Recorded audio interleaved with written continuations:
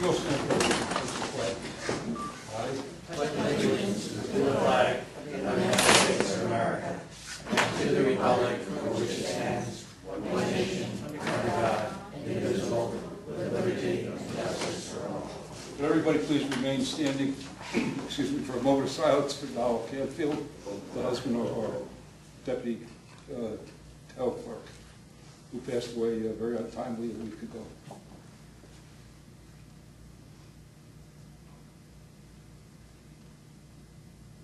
Thank you.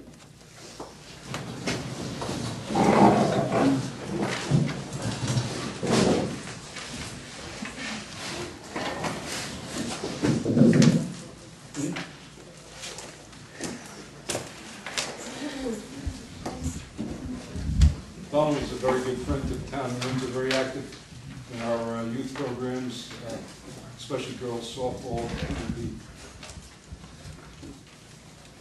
sorely missed by all of us. He was a very good friend. We show our sincere condolences.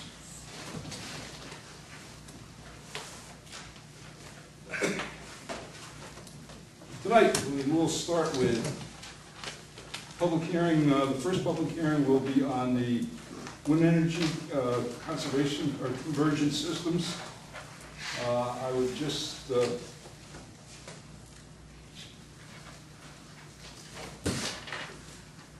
to go to the law.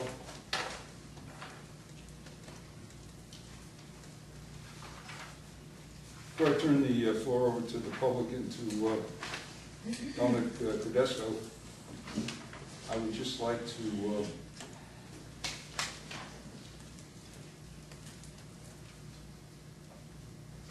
read the purposes and findings. The Town Board of the Town of Windsor wishes to promote renewable energy resources by permitting single tower residential and commercial wind energy conversion systems, commonly referred to as windmills, and limiting their location to protect public health, safety, and welfare. I do have a letter from legislator Chris Ekus commenting on it, and we do have two other letters in the file. One is from the planning board recommending the town board proceed and adopt the proposed amendment to the town of Windsor zoning law to permit windmills within the town. The second letter is from the Orange County Department of Planning in response to the referral. The department has received the above referenced local law and has found no evidence that significant intermunicipal or countywide impacts would result from its approval. We would like to include the following advisory comments. Proposed local law appears to be consistent with the county comprehensive plan. This department recommends strictly adhering to the language of the proposed local law. This is particularly important in the section that deals with ensuring that adjoining property owners don't experience unmitigated negative impacts from approval of the special use permit for wind energy conversion systems. Having no further comments to the county, from a county perspective, the department recommends that the planning board proceed with its review. With that, Dominic, would you like to give us a little history and background on this? Sure. Where would you like me, Mr. Supervisor? Right here? Right up front, anywhere you would Okay. like to be, wherever you're comfortable. Yeah, I'm fine coming up front, if I may. This is an amendment to the town zoning code that would allow single windmills on certain properties within the town that have been identified in the code, in this proposed revision to the code, I should say. This is where the town has a zoning code that's a restrictive code. In other words, if it's not specifically allowed in the code, you can't do it. And there has been some recent interest from a number of parties that have approached the town with a desire to put up a single tower windmill on either their residential or commercial property. And there's been some discussions before the planning board, but the planning board could not approve those or even consider approving those because it's not allowed in the current code. What we did was we did not start from scratch. We took the town's existing cell tower law and used that as a template for allowing windmills wind energy conversion systems in the town. We did, however, consider very specific things in regards to wind towers, because unlike cell towers, they have the potential for creating noise. They also have, theoretically, the potential for falling down, which would not be a good thing. So as a result, we've incorporated certain minimum standards in the code that every property would have to meet. For instance, the minimum lot size is 3 acres if you want to put up a windmill on your own personal property. And the setbacks to any structure, whether it be a structure on your property or a structure on your neighbor's property, has to be 1.5 times the height of the tower, and that's from the base of the grade all the way to the top of the blade. So it's not just the top of the tower, but it counts the top of the blade. The planning board would have not only site plan approval to consider where this particular windmill will be located, but it would also be a special use permit, which allows the planning board to make sure that the proposed windmill would be consistent with the surrounding land uses, and would give the planning board the discretion to ensure that there wouldn't be any negative impacts on any surrounding uses, especially in terms of both visual and noise impacts, which are commonly associated or potentially associated with windmills. And that's similar to the cell tower structure, so as I said, we use that as a template. We know that it works for the town, and so we didn't want to recreate the wheel for that purpose. Thank you, Dominic. One thing Dominic didn't mention, also in the law is a provision for the removal, should they be become not used after a certain period of time, and provisions in the law for financial security to ensure that they're removed, because well, it's similar to what we did with the wood burners, the wood burning furnaces, the outdoor furnaces. Correct. Make sure that they would be removed should they not be used. Correct, because we wouldn't want them to run down, not be maintained, and then become a hazard. Very good, Dominic. Thank you. Board, any comments? None. All right, I'll open up the public comments. Diane. Yes, I noticed that you read the letters, or some parts of the letters of both our planning department and the county. I'm wondering if you would share with us some of what Christie has had to say. I will share. Well, actually, it's pretty long, so why don't I take out the stuff where you said, talked about exemplary job and all that. You did have a couple comments. It's several issues. My belief that 3-acre lot requirement for the installation of the windmill energy device may be beyond what is necessary for health, safety of town residents. NYSERDA, the New York State Energy and Research Development Agency, would recommend 1 acre, I believe, 1 acre lot size.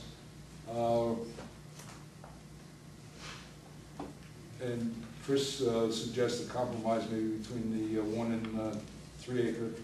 Proposed law also requires the applicant a special permit. I don't understand exactly what he means here, but he says he had hoped it would not be required upon writing a clear and sufficient law for the installation and maintenance. Unfortunately, each site, in my opinion, would be have to be judged on its own merits.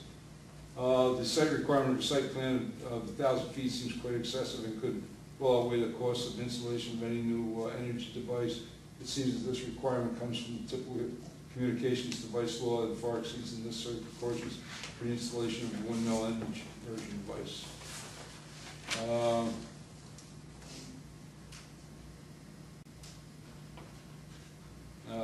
He goes on to say there are other requirements which, being considered in the proposed law, where fair and safe compromise might be found while still encouraging residents to the town of New Windsor to become energy self-sufficient.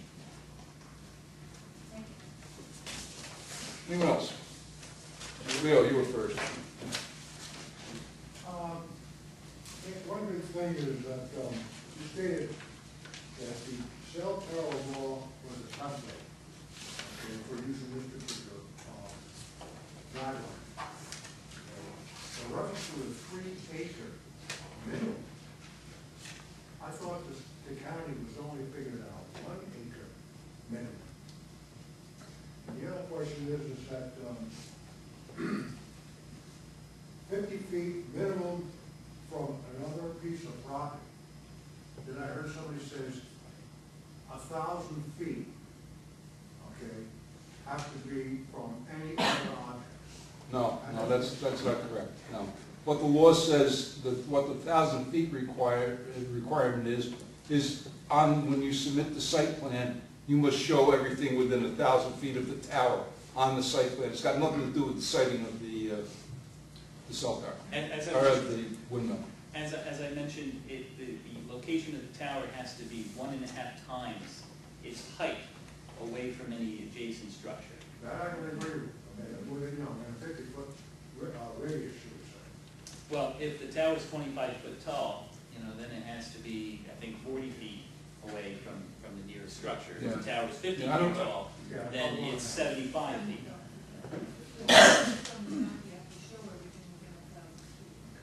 And the other thing, like I said, going back again, is the acreage. I agree with that, Chris, it's 30 acres. That's for a minimum. That should at least have 2 acres, maybe 1. It would be kind of hard to get a distance of 1.5 times the height of the cell tower on a 1 acre lot, and keep it away from the buildings.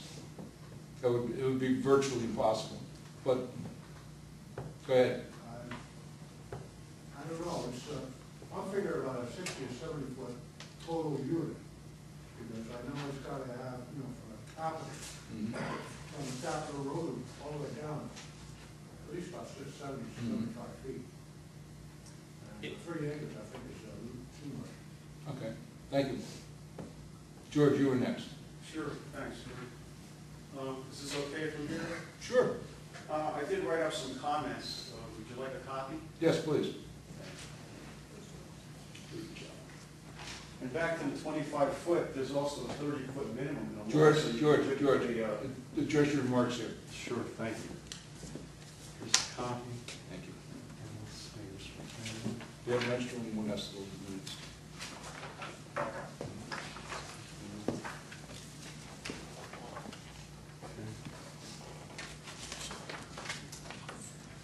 Well, thank you for letting me speak tonight. I appreciate that. The first thing, in reference to wind energy, it comes down to more than just a dollar and cents issue. The reality of the situation is that the Hudson Valley, in our particular area, the average wind speed is about 10 miles an hour. What that translates to is if you were to put up a wind turbine. George, excuse me. Address your remarks up here. If you were to put up a wind turbine that had an output of 2.9 kilowatts peak, okay? The best case scenario would be to shave about 25% off the average household per year, roughly about 200 kilowatt hours per month. So that's the first thing. Going green, it's not a super a turnaround, or it's not really a profit-making thing. The decision to use wind energy in particular, it's about trying to reduce fossil fuel emissions and to create clean energy and hopefully create some clean jobs along the way. So in other words, it's not just a dollar and cents issue. If it was, a lot of people probably wouldn't do it. Due to the fact that there are incentives through NYSERDA, they will contribute up to $5,000 or $6,000 depending on the installation, possibly more. And you can also get 30% back now from the U.S. Treasury. And that's it. You can either take that as a tax credit over, I believe, out to 5 years, 30% of the installation, or you can get cash value back if you're a business. So, a couple of things on my comments that I put together. The first is the term windmill. It's really an outdated term. It's, historically, a windmill was used to grind grain or pump water. A modern wind turbine is used to convert kinetic energy from the wind into electric, and this process uses no fossil fuel or other forms of energy. The second thing is, you and I had some conversations probably in early spring or late winter when I asked you, why couldn't I just go with a special permit? And at the time you mentioned that it would be costly, one, and then hopefully that this new law would alleviate the use of getting a special permit, and on the new law, number 1, section 300-28.1C, required approval says we're going to need a special permit, okay, will be required. Next one down, section 300-28.1C, 2, and then B. It says requires a site plan drawn in sufficient detail to show the following: property lot lines and locations and dimensions of all existing structures and uses on the site within 500 feet of the wind energy conversion system facilities. And then section 4, which is, it's a little sticky, surrounding land use in all structures within 1,000 feet of the location of the towers. Depending on who, depending on what is acceptable in terms of drawing, the cost of just the drawing could outweigh the cost of the wind turbine construction itself. Okay? I don't know where the 1,000 foot radius clause came from. I'd be interested to find out.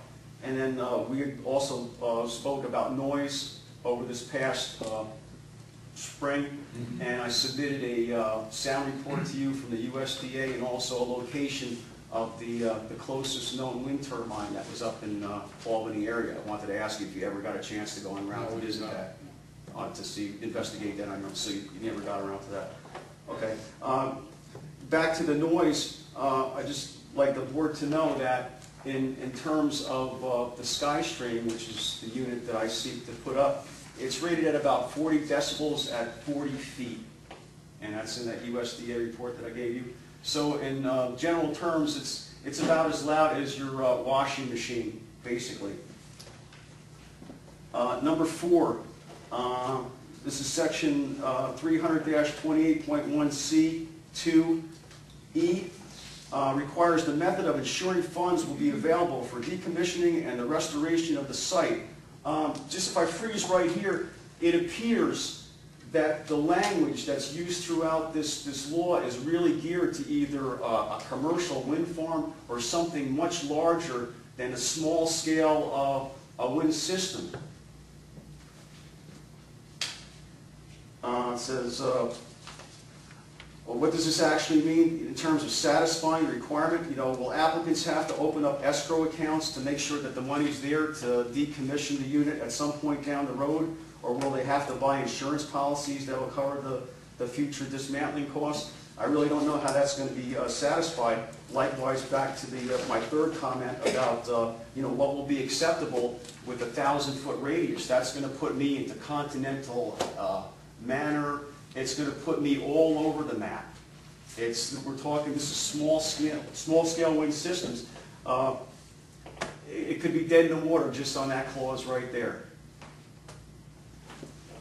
I still have a few more comments, if you bear with me.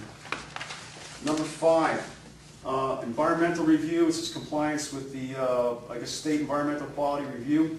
Applicants will be required to prepare and submit a completed Part 1 of a full environmental assessment form, together with such additional analysis as may be required by the planning board. Again, for a single wind turbine application, this might be very excessive, unless it was in an area that was very sensitive environmentally or something to that nature, some kind of sensitive area. Other than that, I don't understand that one. Next one down, 6. The bulk area requirements of setbacks, 1.5 times the maximum structure height. A 1-to-1 or even 110% setback would be more reasonable. Number 7, limits only one wind turbine per location. This could be restricted to individuals that have considerable amounts of acreage and would like to have more than one wind turbine at their location. The next one down, somebody spoke about that, the 3 acres. Back to NYSERDA, the NYSERDA requirement, and for those of you who don't know that NYSERDA is the agency that is handing out the money, or the grant money, distributing the grant money for either solar or wind power, or even they offer low interest loans for both, for turning green. So their requirement is only 1 acre, so the town of New Windsor is already 3 times over the NYSERDA requirement. Number 9, section 300-28.1E. Number 6, specification. The kilowatt limit, 100 kilowatts, is ample. 100 kW is a lot of power. However, more than likely not attainable in a single wind turbine application at local average wind speeds.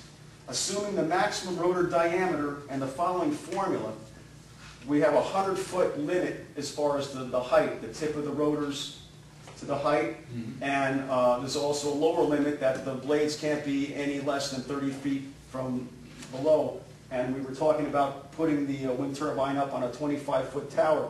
That doesn't seem possible if you have to have a 30-foot minimum to start with. So that issue is pretty much dead in the water. Back to my number 9 comment. If you use the equation with the maximum rotor diameter available using a 100-foot maximum rotor blade height and a 30-foot minimum rotor tip to ground measurement would equal a rotor diameter of 70 feet. So in other words, we're dealing right now with theoretically a rotor with a diameter of 70 feet, which would be a behemoth. It would be a really big unit, almost on the scale of a commercial wind farm. If you use the formula, the power available in the wind formula in watts, power available, it's, to get this, you'd multiply 1/2 times the air density times the swept area times the wind velocity cubed, where air density at sea level is 1.23 kilograms per cubic meter, and the swept area is in square meters. Wind velocity is in meters per second, so we're back to the average wind speed of roughly 10 miles an hour in the Hudson Valley here. If we work the formula using the example of a 70-foot rotor diameter turbine and a 10-mile-per-hour wind, we're going to get the following numbers. The power available in watts would be 1/2 times 1.23 times 357.67 square meters times 4.4704, which is the wind speed cubed. It roughly comes out to about 19,651 watts, which is 1/5 of this 100 kilowatt target. Okay, so it's probably not going to happen as far as getting 100 kilowatts out of one wind turbine in this area. It's pretty much a moot point. The next one down, structure. Solid tube limits the possibility of using a lattice type of mounting system in the event a solid tube is not available or a different type may be required. Number 10, section S 300-21.1E, 6G fencing. The requirement in the law is a monopole, a single pole construction. If we were to compare it to something similar, we would compare the construction to either a flagpole or a lamp post. The construction is almost identical with a steel reinforced footing, and the wire comes up the center. Okay, it's just a smooth monopole, and that's what you're asking for too in your law. As far as putting fencing around it, fencing in most cases would be unnecessary and costly. Again, it would be equivalent to putting a fence around every lamppost and flagpole in the town. Possibly a better option in the law would be to incorporate some kind of language that would state that if the lamp is, if the monopole is not climbable, it wouldn't need a fence around it. That would be much more less, would be actually less costly, and would make more sense. It'd be a lot more reasonable. Next one down, number 11, standards and certifications. Acceptance of an engineer's dry stamp is imperative. The foundation kits that I'm using, the poles that I'm using, all come with a manufacturer's and an engineer's stamp, a dry stamp. They're all rated at survival wind speeds of 140 to 150 miles an hour. So we have to make sure that there's language in there that's going to promote the use of a dry stamp, and that will be acceptable. That's very important. The next one down, number 12, it's section 300-28.1, number 7F, inspection report. Again, this seems like it's leaning back to the communications tower. It really doesn't have anything in common with the wind turbine application. Inspection report. An inspection report prepared by the turbine supplier / manufacturer licensed in the state of New York will be required at the time of installation and every 3 years thereafter. This clause is costly, it's unnecessary, and it's also unwarranted for a wind turbine. The last one, my remarks. In closing, this law does not embrace the positive benefits of small wind energy systems, including health, environmental, and monetary to the community. It is restrictive in nature and imposes costly and unnecessary regulations. These unnecessary regulations will increase the cost of installing a small wind system and thereby outweigh any of the benefits that the average person could realize from using them. This law in its present form is a failure to support the citizens' quest to become energy self-reliant. And I thank you. Thank you, George. Anyone else? Yes, ma'am. I'm Ann Wiborowski. I'm sorry, I couldn't hear you. My name is Ann Wiborowski. I'm from Monroe, Mhm. and I'm interested in sound energy policy in the county and the region. And I first want to commend you for proposing a law with a stated goal of promoting wind energy in your town. And we hope to see other towns in the region follow your lead as passing local ordinance that will promote wind energy. At the same time, taking into consideration the very important aesthetic and environmental, other kind of environmental concerns around installing such structures. George has just given you quite a list of a line-by-line review of some of the ways he sees that the law might, in its current form, provide more limitations than promoting. And I might just suggest in a little bit of research I've done that NYSERDA offers a publication that has a model legislation for municipalities.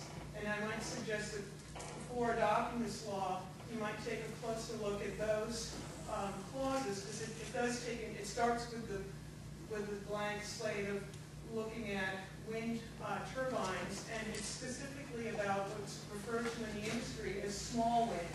And small wind, as you define in the law here, is currently talked about as being 100 kilowatt units or smaller.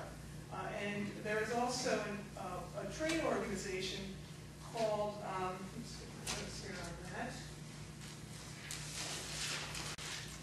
the American Wind Energy Association. This is a trade association for wind producers, but they too have a small wind energy program, again, which is looking at setting up very much what this law is also calling for, promoting single units that are primarily on residential or commercial or rural agricultural lots to provide on-site electricity for those small-scale uses. It's very distinct from what we might call utility scale turbines. And they also have some publications that provide language for model laws for the local level, and could offer some guidance, particularly around the issues, say, of an example might be what George just last spoke about around the fencing. And obviously nobody wants to see an attractive nuisance go up in our communities and have some kid dare another kid to climb up the turbine. And having these facilities safe for that, for those, that and other kinds of issues is, I think, a very legitimate local concern. But I think some of the ways that can be met might be having a pole that's unscalable for, and I sort of suggested some of this language 12 or 15 feet, rather than putting a fence around. If it's not really scalable, then that may solve that concern with the attractive nuisance. So I would suggest to the board to maybe, before you adopt current language, to take a review of some of the existing model ordinances that are out there by those who have the expertise and also have spent more time thinking about these issues than some of us might have at this point. And this could be a way for New Windsor to put itself on the county map as having one of the more well-reviewed and model laws for the region. So I would commend you to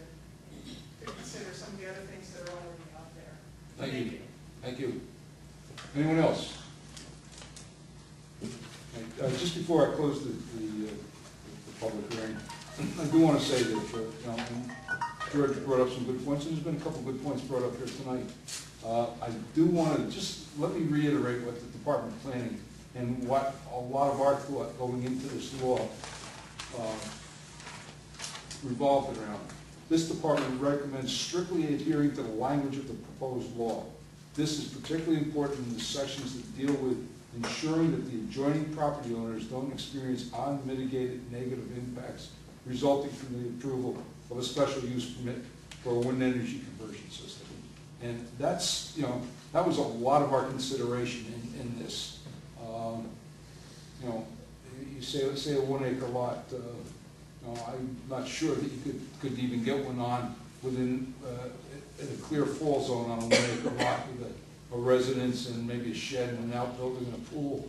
I don't have a 1 acre lot, but my brother has a 1 acre lot, and I know there's no way that he could get it on his lot. Never be able to clear a fall zone. So with that in mind, is why we couch some of the terms the way they were. Chair will entertain a motion the Town Board of the Town of New Windsor close the public hearing in the matter of proposed law to promote renewable energy resources by permitting single tower residential and commercial wind energy conversion systems. Said local law should be entitled Wind Energy Conversion Systems. Move. Second. Roll call. Councilman Lundstrom? Yes. Councilwoman Biassadi? yes, Councilwoman Malarkey? Yes. Supervisor Green? Yes. Chair will entertain a motion the Town Board of the Town of New Windsor adopt the following resolution. Whereas heretofore the Town Board has considered the adoption of a local law entitled Local Law to amend Chapter 300 of the Town of New Windsor Zoning Code to promote renewable energy resources by permitting single tower residential and commercial wind energy conversion systems. And whereas this is an action subject to secret, and whereas this is a type 1 action under secret, and whereas circulation of a notice regarding the Town Board's intent to serve as secret lead agency is not required because there are no other agencies that have approval authority over this proposed action. And whereas the Town Board, as the sole involved agency, assumes lead agency status, and as such has caused to be prepared a long-form environmental assessment form. And whereas on July 1st, 2009, the Town Board has conducted a public hearing on the proposed local law and heard all persons interested in the subject matter of the same. Now therefore be it resolved that the supervisor is hereby authorized to sign the EAF, and that after considering all the information presented to it in the EAF, including the EAF, the Town Board determines that the adoption of the local law will not result in any significant adverse environmental impacts, and thus here adopt a negative declaration annexed here too. Move. Second. Roll call. Councilman Lundstrom? Yes. Councilwoman Biassadi? yes. Councilwoman Malarkey? Yes. Supervisor Green? Yes. I thank everybody for their comments. They are well taken. We will go back, look at it, and in the future make a decision. Thank you very, very much. I appreciate your comments. Okay. What's that? Notice of publication. All right. George, thank you. All right. Thank you. All right. The next public hearing is the public hearing for local law workforce housing. And I have 2 letters on that. The first being the letter from the, Planning Board recommending the adoption of the proposed amendment to the Town of New Windsor zoning law to permit workforce housing and increase flexibility for planned unit developments. Okay, and the other one is from our planning department in Orange County, and they had 3 comments, one of which is a binding comment. Let me read the binding comment. This department feels that the area included in the current proposed workforce housing overlay zone is too restrictive and would not provide enough opportunity for the amount of workforce housing needed to support a sustainable community.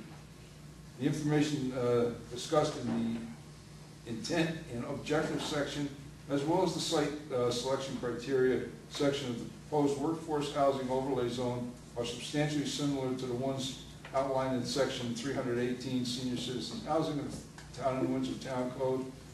As it is consistent with the recommendations this department made regarding the creation of the senior citizens overlay zone, this department recommends that the workforce housing overlay zone include all lands in the town of Windsor, which are east of Interstate 87.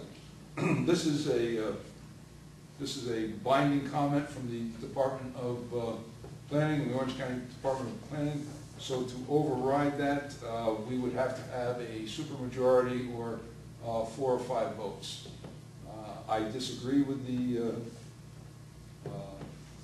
county personally, and I believe that the area that we've designated is sufficient for workforce housing, but we shall see as the public hearing goes on. With that, I will open it up to the town board for comment. None. None. Public.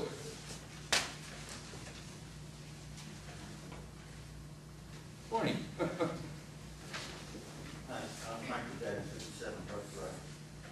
I have a couple of questions, and I'll ask what I think would be the more important one first.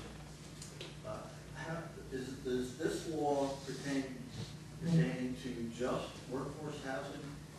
It mentions some changes to PUD requirements. Yes, it does. Dominic, I'm sorry, I forgot all about your comments. Why don't you stand up and give some comments, and then you can address Barney's question, and that will be one of your comments.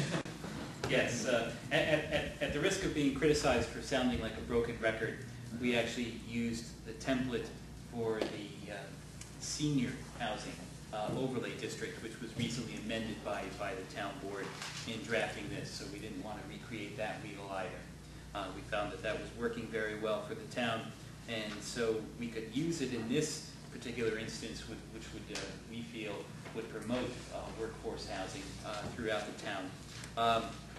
That was an issue that was raised in the comprehensive plan in terms of making modifications to promote the affordability of housing for people that are working in the town, your school teachers, your policemen, your firemen, so that they can have a place to live in the community that they're also serving. This law was adapted from the senior housing to allow that. It follows the same procedure. It has its own certain requirements in terms of minimum lot area. Minimum lot area is 5 acres, and the maximum density is less dense than the senior housing because you're dealing with younger people and potentially couples and smaller families rather than single senior units. And as a result, the maximum density permitted under this code is proposed to be 10 units per net acre. And that's consistent with what the planning board has been doing in terms of requiring a net acreage analysis. No longer can you, it's not like it was many years ago where you would come into planning board and say, well, I have a 100-acre parcel.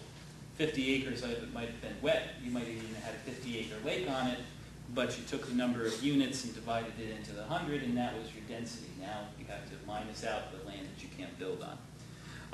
The code does also include a very minor amendment to planned unit developments. It's only one change, and that's to provide additional flexibility in ownership types.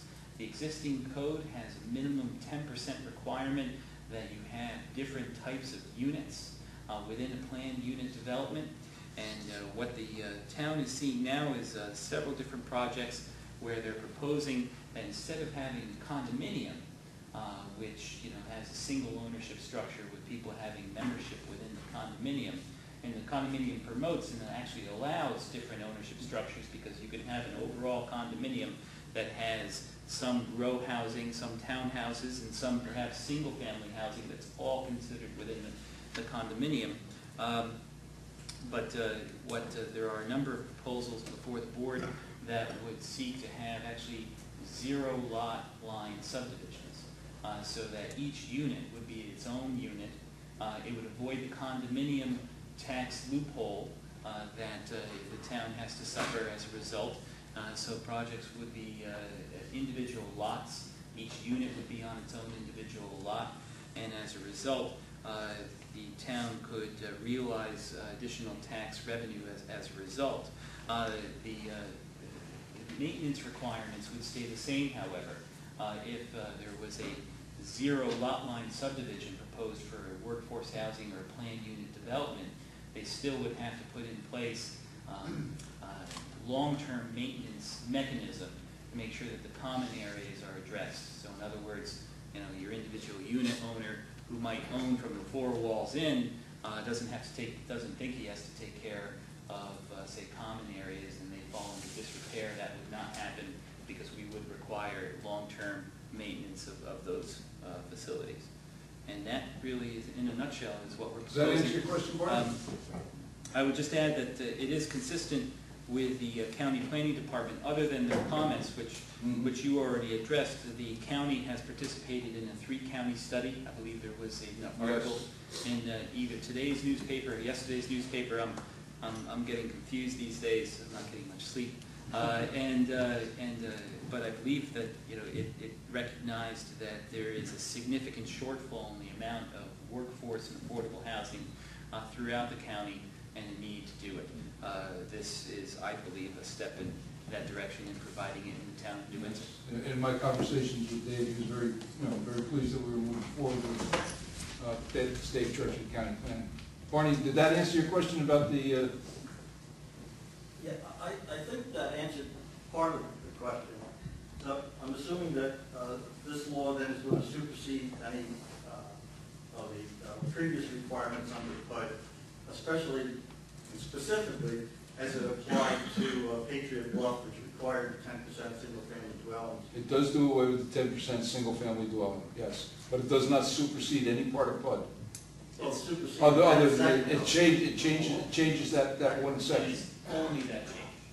That's the only change that's proposed to the PUD law Yeah. at this point. Yeah, well, I guess there was, the original one was what, you had to have something like 50 acres. This one only requires 5 or something. Well, that's only for workforce housing. That's only for workforce housing, that has nothing to do with PUD. See, that's where the confusion came in, what's applied only to workforce housing, what's being applied to general PUD.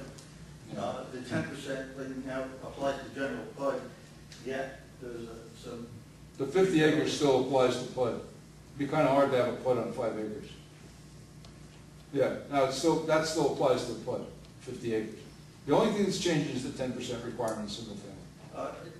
We mentioned a couple of times, I heard you say something like, this represents something like affordable housing. But I don't see anything in there that indicates what the charge might be and the cost, how it relates to make it affordable. It gives you a formulation that says, in order to live there, you need to fall within 130% or less earning power. It falls within those guidelines. But it doesn't indicate, what the developer could charge for. I mean, it could be a McMansion charge.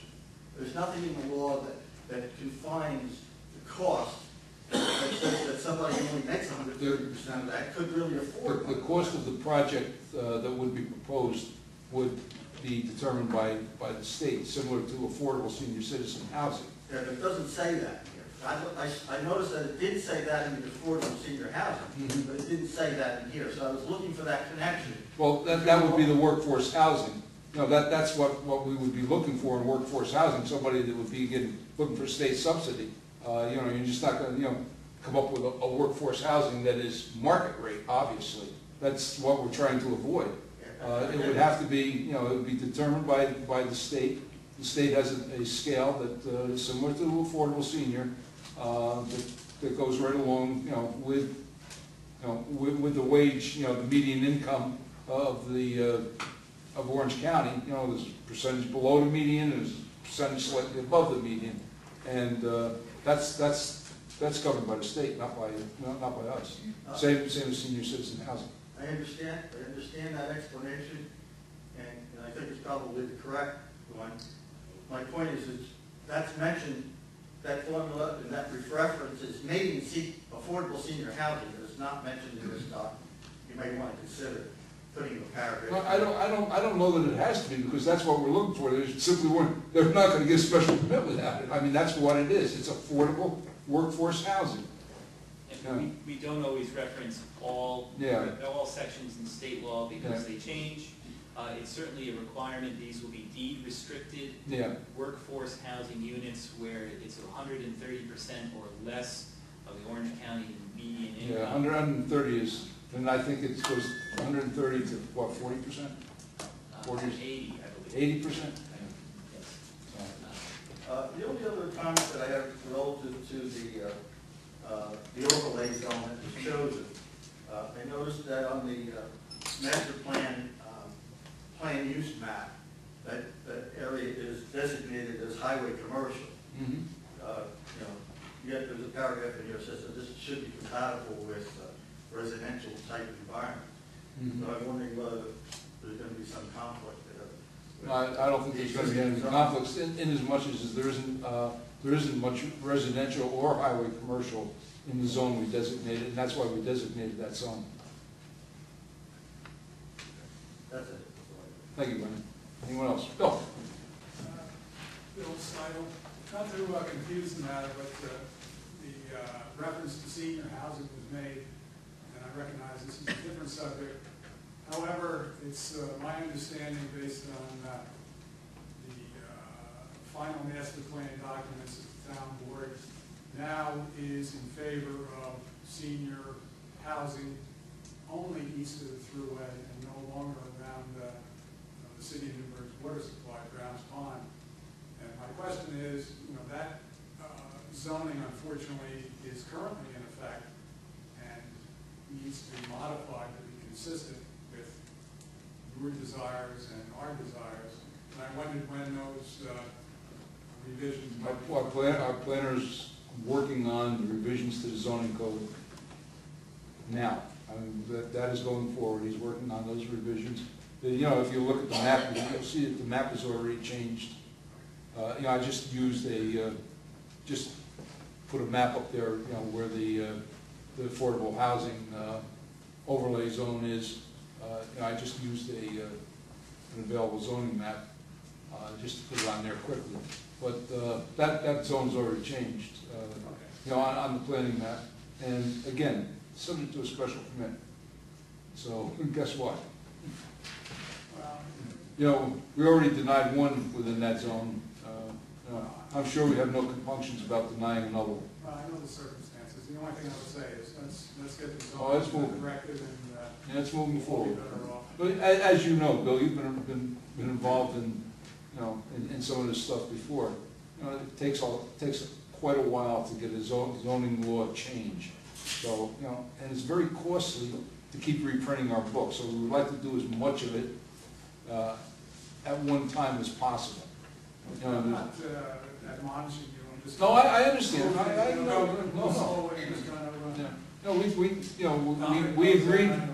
We agreed with the comments that it should be pulled back. In doing this, I probably really shouldn't say anything, but in doing this workforce housing and look at the county's comments, I might even go back to our planner and change that overlay zone even a little more. So, because something came to my mind in looking at the county's comments that could have a negative effect. So, but we'll see. All right, Bill, thank you. Anyone else? I want to thank you for comments. Chair, entertain a motion of the Town Board of Town of Windsor close the public hearing in the matter of proposed local law to permit, regulate workforce housing and provide greater flexibility for design plan unit developments. Moved. Second. Roll call. Councilman Lundstrom? Yes. Councilwoman Biassadi? Yes. Councilwoman Malarkey? Yes. Supervisor Green? Yes. Chair, I'll entertain a motion to adopt the following resolution. Whereas heretofore, you're starting to use a lot of heretofores now all of a sudden. Can I blame Dominic somehow for that? Did you write this, Dominic? Sure, how'd you write it? Beside it. Yeah, sure. You notice my voice is a little better tonight than it was last meeting. The town board has considered the adoption of a local law entitled a local law to amend Chapter 300 of the Town of Windsor zoning code to permit and regulate workforce housing to provide greater flexibility for the design of planned unit developments. And whereas this is an action subject to secret, and whereas this is type 1 action under secret, and whereas circulation of a notice regarding the town board's intent to serve as secret lead agency is not required because there are no other involved agencies that have approval authority over this proposed action. And whereas the town board as the sole involved agency assumes lead agency status and as such has caused to be prepared a long-form environmental assessment form. And whereas on July 1st, 2009, the town board has conducted a public hearing on the proposed local law and heard all persons interested in the subject matter of the same. Now therefore be it resolved as follows, that the supervisor is hereby authorized to sign the EAF, and that after considering all of the information presented to it in the EAF, the town board determines that the adoption of this local law will not result in any significant adverse impacts, environmental impacts, and does hereby adopt a negative declaration annexed hereto. Moved. Second. Roll call. Councilman Lundstrom? Yes. Councilwoman Biassadi? Yes. Councilwoman Markey? Yes. Excuse me, Supervisor Green? Yes. I thought I was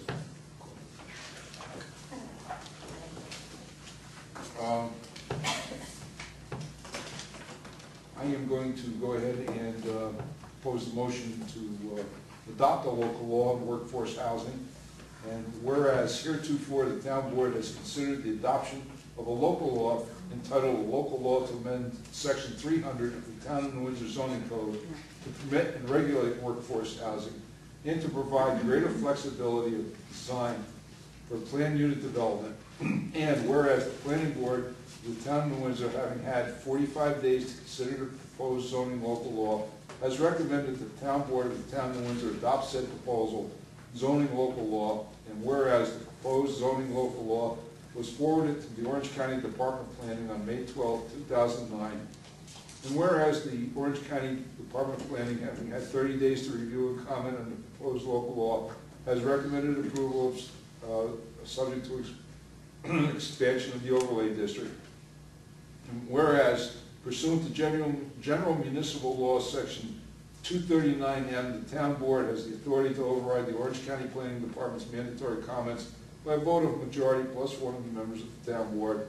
And whereas the town board is the sole involved agency under secret, has heretofore adopted a secret negative declaration finding that the adoption of the proposed local law will not have significant impact on the environment. Whereas the following due notice, the town board held a public hearing on July 1st, 2009 on the proposed local law. Now therefore be it resolved as follows, that the town board does hereby adopt this local law entitled a local law to amend section 300 of the Town of New Windsor zoning code to permit and regulate workforce housing and to provide greater flexibility for the design of planned unit developments, which said local law should be effective upon publication, posting, and filing in the office of the Secretary of State and Albany. Moved. Second. Roll call. Councilman Lundstrom? Yes. Councilwoman Biassadi? Yes. Councilwoman Markey? Yes. Supervisor Green? Yes. Again, thank you for all your comments.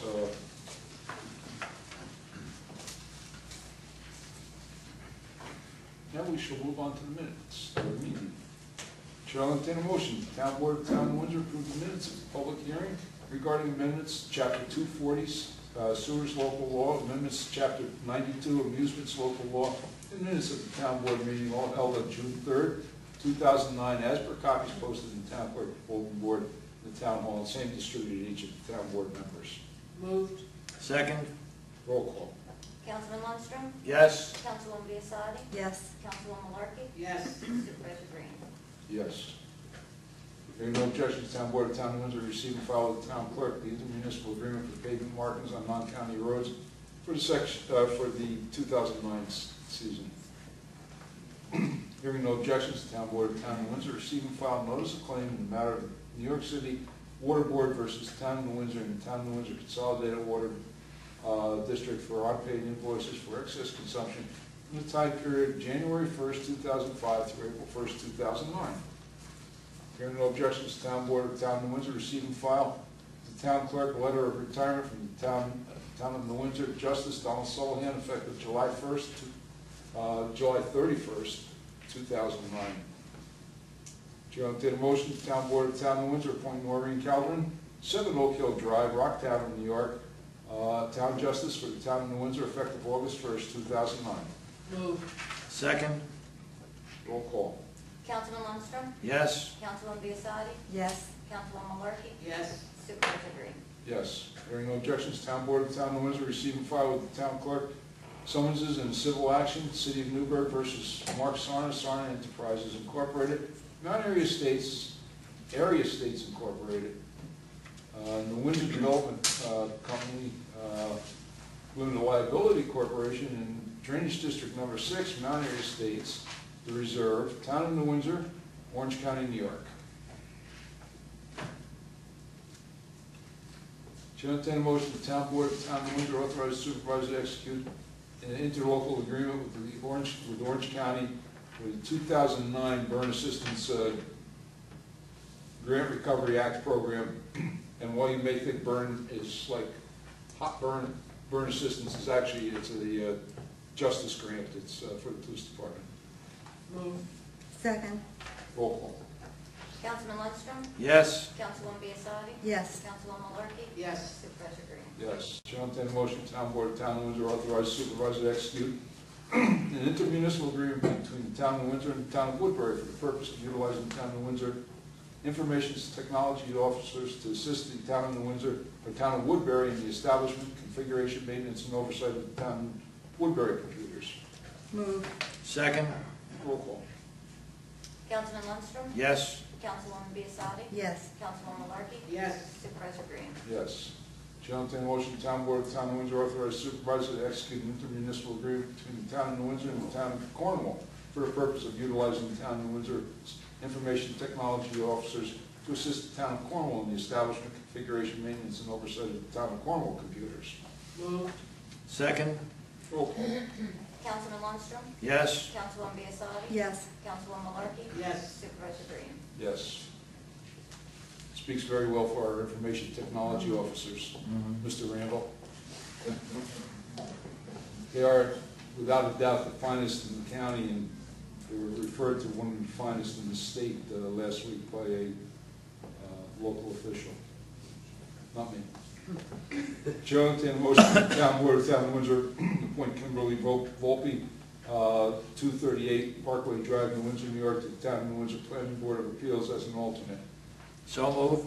second, Roll call. Councilman Lundstrom? Yes. Councilwoman Biassadi? yes, Councilwoman Malarkey? Yes. Supervisor Green? Yes, took a bit of begging, but Kim agreed to come back as an alternate. Hearing no objections, the Town Board of the Town of New Windsor receive and file with the Town Clerk the annual financial report update document for the Town of New Windsor from Nugent Household, PC Certified Public Accounts for fiscal year ending December 31st, 2008. Hearing no objections, Town Board receive and file with the Town Clerk the approval of a request for budget reallocation to the State of New York Division of Criminal Justice Services for program SA 08484110 or 010. That's the Impact 5 grant. We're just moving some money around.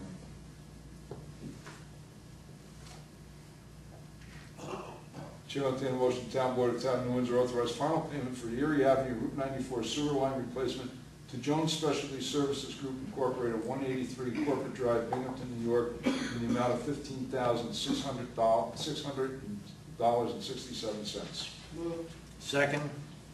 Roll call. Councilman Lundstrom? Yes. Councilwoman Biassadi? yes, Councilwoman Malarkey? Yes. Supervisor Green? Yes, money well spent in what we recovered in sewer capacity at the plant. Chair will entertain a motion, Town Board of the Town of New Windsor adopt order calling public hearing regarding extension of the Bellsgate Fire District to be held on the 5th day of August 2009 at 555 Union Avenue, New Windsor, New York, at 7 o'clock p.m. and authorize the Town Clerk to advertise pursuant to local law. moved, Second. Roll call. Councilman Lundstrom? Yes. Councilwoman Biassadi? yes, Councilwoman Malarkey? Yes. Supervisor Green? Yes. Chair will entertain a motion, the Town Board of Town of New Windsor hereby adopt the attached resolution opposing legislation relating to the consolidation and dissolution of certain local government entities. Move. second, Roll call. Councilman Lundstrom? Abstain. Councilwoman Biassadi? Yes. Councilwoman Malarkey? Yes. Supervisor Green? Yes.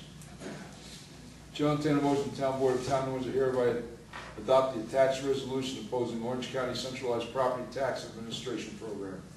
Moved. Second. Roll call. Councilman Lundstrom? Abstain? Councilwoman Biassadi? Yes. Councilwoman Malarkey? Yes. Supervisor Green? Yes. Okay. Official reports. Following reports received, recorded and filed with the town clerk. Fire prevention, June 2009. Town clerk, June 2009. Justice Thorpe, June 2009. Justice Sullivan, June 2009. Police Department, June 2009. Receiver of taxes, monthly tax statement for June 2009. Recreation Department, June 2009. Tax receivers, water, sewer, and garbage report, June 2009.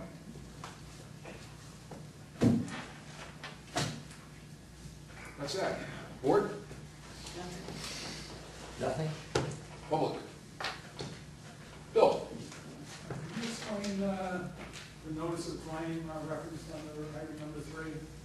Reference under item number 3. Well, it's litigation. I don't know how far I should go to explain it. It has to do with the excess water consumption bill. You know, we have a per capita limit. And it you know, is being negotiated, George, Yeah. so. Yeah, So this is DEP, this is environmental protection, you're saying environmental protection? yeah, it's a water board, yeah. You know, we have a limit on what we can take based on our per capita ratio, based on the population within the water district. This is for the water that's over that. The bills haven't been paid. I mean, you know, there's a legitimate reason, but, you know, and it's being worked out with the city. Okay, that's, I can't go into the litigation itself, obviously. thank you. You're welcome. Kirk? Monday night, I went to the Orange County public hearing on a pipeline that's proposed to go down Riley Road and under the throughway, through Five Corners and down Route 32. Really? Yeah. And I remember the experience we had out there on Riley Road, just going from the water plant down to Palomino Drive. We didn't go under the throughway. We did not go through Five Corners. We did not go down Route 32. And that was an unmitigated disaster, in all the words, for about a year and a half. I recall that. Yeah. It was something we don't want to experience again. And I don't think that our town would want to experience it for something that we're going to get absolutely no benefit out of. So I'd like our town board to join the other towns and villages that are in opposition to that pipeline going down. Thank you for your comment. However, I don't know where that, the particular entity that would want that water, I have no idea where they might want to be getting it out of.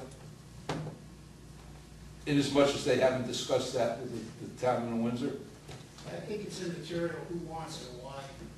I think what's more important would be a major disruption to our town. We did something on a small scale, just going from the Windsor to Cornwall. I could imagine knocking out Five Corners. It's, again, immaterial who needs it and why. Well, it's very material that there is no place to tap except New Windsor's tap, and no one has discussed it with the town of New Windsor. And I want to make that very clear to, if there's any press here tonight, no one has discussed it with the town of New Windsor. That's another very important fact. Very important. It's in our backyard. We're going to be Yeah, really. very, very important issue. Inasmuch as we have the tap on the aqueduct that is proposed to be shared, I believe. However, no one has discussed that with the town of New Windsor. Yeah, I understand the county executive is going to take legal action against that line. I have not discussed it with the county executive.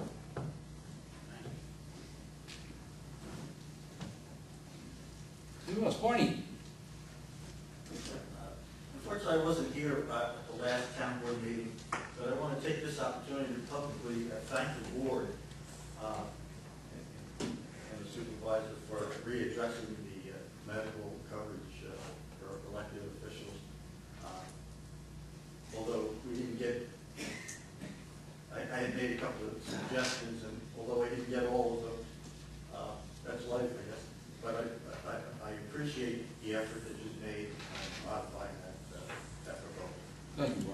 Bert? Bert Rowley, 187 Island Drive. I'm here tonight to ask something to the board. It's my belief, and if I'm wrong, let me know, that when Patriot put up the housing next door to Windsor Crest, they put a fence up on the property line of 10 foot in, and they gave that property to the town. The town now maintains that property from the law. That's what I've been told. I don't think we can accept And, the dedication. I mean, I have a can, suggestion. it would have to have been, you know, I know the weed grow is 3 foot high, and all of a sudden somebody comes in and takes it down. I was told it was the town. I don't think we've accepted dedication, Bert, but I most certainly will check tomorrow. I know we haven't accepted dedication of Epiphany Drive. I'm Yeah. unaware of any. You're talking about adjacent to the detention basin? Talking about Yeah. on the Windsor Crest side of the fence, I was told that the town now owns that, that it was deeded to the town now takes care of it. I don't know who told you that, but Well, we don't take 10-foot strips of land adjacent to fences. But I will most certainly follow up on it. I would, because I'd like to know who's taking care of it. Yeah. I mean, unless it's, happened before 2006, we don't take 10-foot strips of fence, or land so that we can mow it. Van? Yes, I was just wondering, on item number 6, the City of Newburgh versus Drainage District number 6. Who are all the people involved? Who's really under Drainage District number 6? Is New Windsor involved in this lawsuit at all? New Windsor is named in the lawsuit.